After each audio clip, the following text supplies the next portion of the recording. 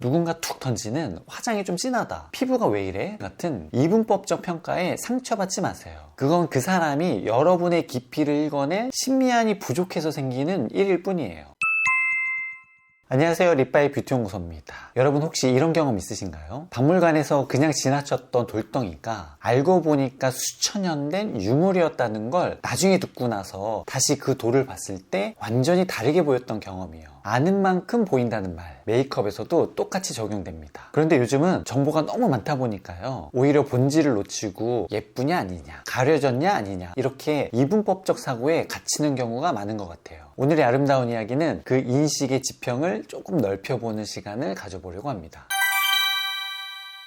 립바이님, 유튜브나 인스타 보면 피부결도 살아있으면서 잡티도 하나도 없는 피부들이 있잖아요. 근데 실제로 해보면 왜 그게 안 되는 건지 솔직히 잘 모르겠어요. 정말 많은 분들이 이 질문에서 출발해서요, 가끔 전문가에게 화장을 받았을 때 실망하시거나 때로는 상처 주는 말을 하게 되거든요. 그러니까 꼭 짚고 넘어가야 합니다. 단도직입적으로 말씀드리면 그 피부는 존재하지 않습니다. 조금 더 정확하게는요, 보이지 않는 곳의 조명과 카메라의 보정, 편집이 만들어낸 2차원적인 이미지입니다. 예를 들어 일상에서 우리가 네이버나 구글 지도 많이 사용하시잖아요. 그 지도가 실제 땅 그 자체는 아니죠. 땅에는 웅덩이도 있고요, 언덕도 있죠, 예상치 못한 돌뿌리도 있습니다. 지도는 그 복잡한 지형을 납작하게 펼쳐놓은 표현일 뿐입니다. SNS 속 피부가 딱 그겁니다. 실제 피부의 모공이라든지 요철이라든지 빛의 굴절이라는 입체적인 요소들을 납작하게 눌러서요, 좋아 보이게 하는 가공한 이미지예요. 실제 얼굴은 3차원이고요. 빛은 모든 방향에서 들어오죠. 그래서 카메라 앞에서 완벽했던 피부가 자연광 아래 거울 앞에 서면 달라 보였던 건요, 화장 실력 문제가 아니라 빛의 물리학이 그렇게 작동하기 때문이에요. SNS 속 사진 피부를 기준으로 삼으시면 실망하게 될 수밖에 없습니다. 그 이미지는 이상적인 지도일 뿐이고요, 실제 메이크업은 현실의 땅 위에서 하는 작업이라는 걸 꼭 기억해 주세요.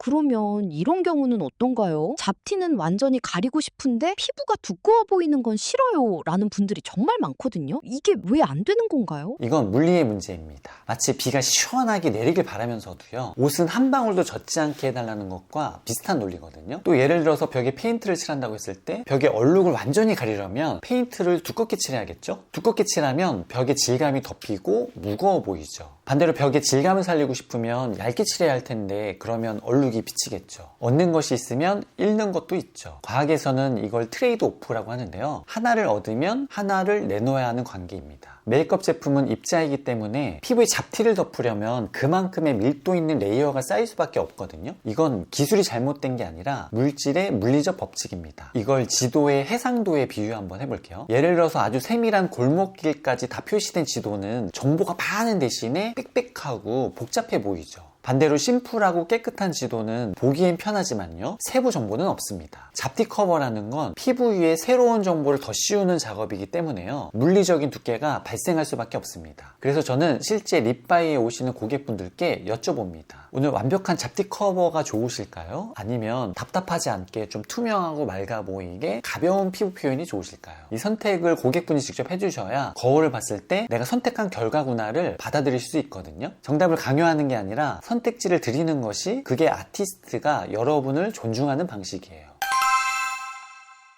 말씀 들으면서 드는 생각인데, 우리 소비자들이 메이크업을 볼 때 뭔가 배워야 할 눈이 있다는 건가요? 정확하게 짚으셨습니다. 저는 이걸 신미안, 아름다움을 읽어내는 눈이라고 표현하고 싶습니다. 글자를 읽는 능력을 문해력이라고 하잖아요. 문해력이 없으면 책을 펼쳐도 내용을 이해할 수가 없습니다. 아름다움도 똑같아요. 신미안이 없으면 눈앞에 공들인 작업물이 펼쳐져도요, 그 의미를 읽어낼 수가 없거든요. 저도 마찬가지지만 미술관에서 모네의 수련 그림을 처음 보고요, 이게 뭐야, 그냥 뿌옇게 칠해놓은 거 아닌가? 라고 말할 수 있죠. 근데 인상주의 화법을 아는 분들은 그 붓터치 하나하나의 빛의 떨림과 감정을 읽어내거든요. 음악도 그렇겠죠? 메이크업도 정확히 같습니다. 피부 위에 겹겹이 레이어를 쌓는 방식이라든지 하이라이트가 떨어지는 각도나 쉐이딩을 만드는 입체감, 이걸 볼 줄 아는 눈이 있는 분과 없는 분은 같은 얼굴을 보고도 전혀 다른 평가를 내리죠. 과학자들도 이런 말을 합니다. 과학은 절대 진리가 아니라 현재 우리가 알고 있는 최선의 가이드라고요. 메이크업도 마찬가지인데요. 그날 내 피부의 컨디션이라든지 날씨, 조명이라는 수많은 불확실성 속에서요. 최선의 확률을 찾아가는 과정입니다. 수학처럼 1 더하기 1은 2로 딱 떨어지는 예쁨은 없습니다. 제가 오늘 이 이야기를 드리는 이유는 여러분을 탓하려는 게 아닙니다. 오히려 반대예요. 아는 만큼 보이고 보이는 만큼 즐길 수 있다고 생각합니다. 그 눈을 함께 키워나가는 것이 그게 립바이 뷰티 연구소가 존재하는 이유예요. 립바이님, 오늘 정말 많이 배웠어요. 메이크업을 단순히 바르는 행위가 아니라 나를 이해하는 과정으로 보게 되는 것 같아요. 마지막으로 채널을 보고 계신 구독자분들께 한 말씀 부탁드려도 될까요? 여러분, 아름다움은 결과가 아니라 태도입니다. 누군가 툭 던지는 화장이 좀 진하다, 피부가 왜 이래? 같은 이분법적 평가에 상처받지 마세요. 그건 그 사람이 여러분의 깊이를 읽어낼 심미안이 부족해서 생기는 일일 뿐이에요. 저는 20년 동안 수많은 얼굴을 마주해 왔습니다.